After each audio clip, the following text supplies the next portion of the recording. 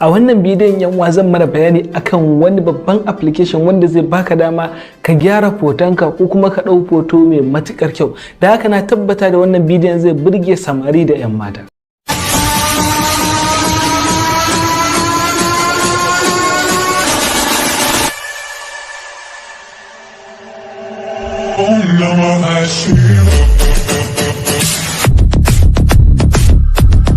Assalamu alaikum wa rahmatullahi wa barkamu da warhaka, sannan mu kuma da sake saduwa da ku a daidai wannan sabon bidiyon ne naku kamar kullum. A bidiyon mu ne zan mana bayani ne akan wani babban application wanda zai taimaka muku sosai gurin ɗaukar foto mai kyau, gurin yin bidiyo mai kyau ko kuma gurin gyara foto yayi kyau sosai da sosai. Domin wannan application din da zan mana bayani akan sa sama da mutum miliyan 50 sun dauko sa, amma za ga yawanci wannan application din bai yi suna a gurin mu sosai ba.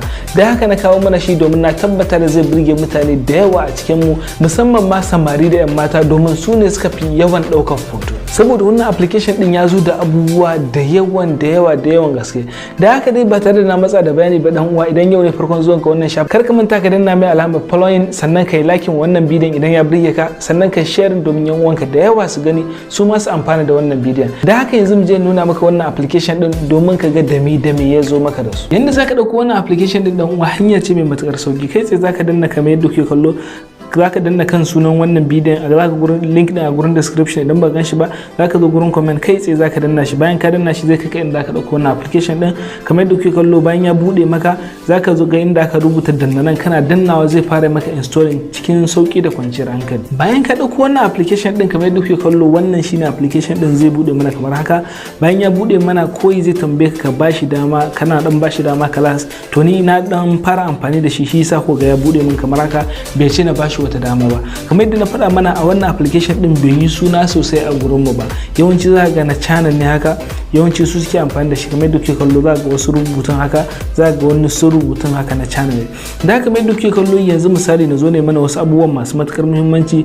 Yanzu misali idan kana so ka ɗau foto mai kyau, kana so take kake so ka ɗauka, kuma waya ka haka ba ta da kyamara mai kyau, kai zai zaka shigo wannan application din ka zo misali ka danna kyamara. Bayan ka danna kyamara kamar yadda kuke kallo yanzu ga kyamara ta nan tana nuna mun, da zan daga sama haka za ku ga kyamarar tana da kyau. Zaka iya canza shi kamar yadda kuke kallo, natural ko classic. Zaka iya zuwa na styles masu kyau haka, mutum ya zaba domin ya maida fotonsa mai kyau. Idan ya dauka sai a zata kamar wata babbar waya ce.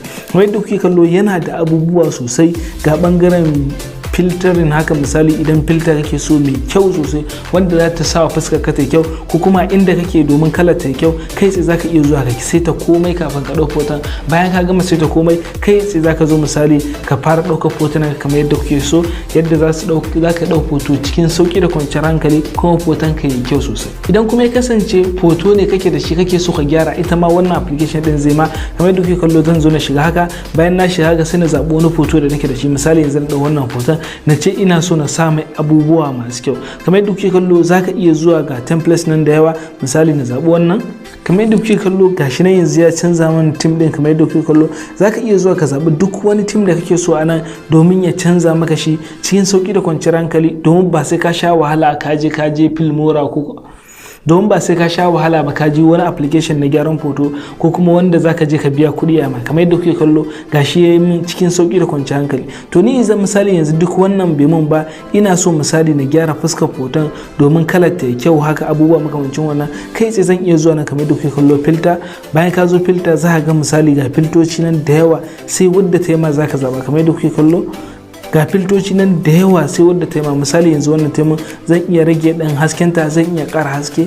Kamar yadda kuke kallo ga su nan da yawa. Misali yanzu na zabi wannan, bayan na zaba zan iya rage mata kyau, zan iya duk yadda kake so zaka yi wannan application din cikin sauki da kwanciyar hankali, domin wannan application din zai taimaka maka sosai gurin gyara fotunanka. Sai akwai wani abu da ne kamata na nuna mana shi, shine misali yanzu kamar yadda kuke kallo kayi foton naka bai fito da kyau ba, kai sai zaka iya zuwa nan kamar yadda kuke kallo image quality. Amma kafin na nuna mana shi za ku ga akwai abubuwa nan da yawa wanda application din yake da shi, wanda ba lallai ka same shi a wani application din ba. Da haka idan ka zo ka duba za ka gansu suna da muhimmanci sosai. Amma ni zan nuna mana wannan image quality din. Misali kayi foton ka bai fito da kyau ba, za ka iya zuwa kai amfani da wannan application din domin ya ƙara wa foton naka karfin kyau, misali kiriyarsa ta ƙara kyau.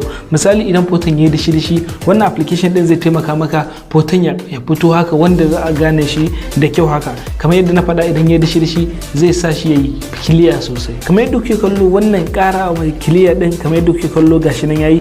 To amma yanzu ana nuna maka, kun ga haka da yana haka, yanzu ya dawo haka. Da haka da ka gama kai tsaye sai ka zo ka danna save cikin sauki da kwanciyar hankali ba tare da ka sami wata matsala ba. Wannan application din zai maka duk abin da kake so. Sannan daga karshe idan ku duba kasan wannan application din, za ku ga duk wani abu da kuke so ku yi za ku yi cikin sauki kuma ba tare da kun biya komai kuɗi ba. Duk hoton da kake so ka gyara za ka gyara, duk poster da kake so ka gyara kamar yadda kuke kallo ga anan, kai tsaye za ka gyara cikin sauki da kwanciyar hankali ba tare da ka biya kowa kuɗi. Ok, yanzu kamar yadda ku gani a nan bidiyon namu zai da sa'aya. Idan wannan bidiyon ya bari ku, kada ku manta ku danna mai alamar liking, sannan ku sharing domin yan uwanku da yawa su gani su masu amfana. Da wanda ke ce mana wassalamu alaikum.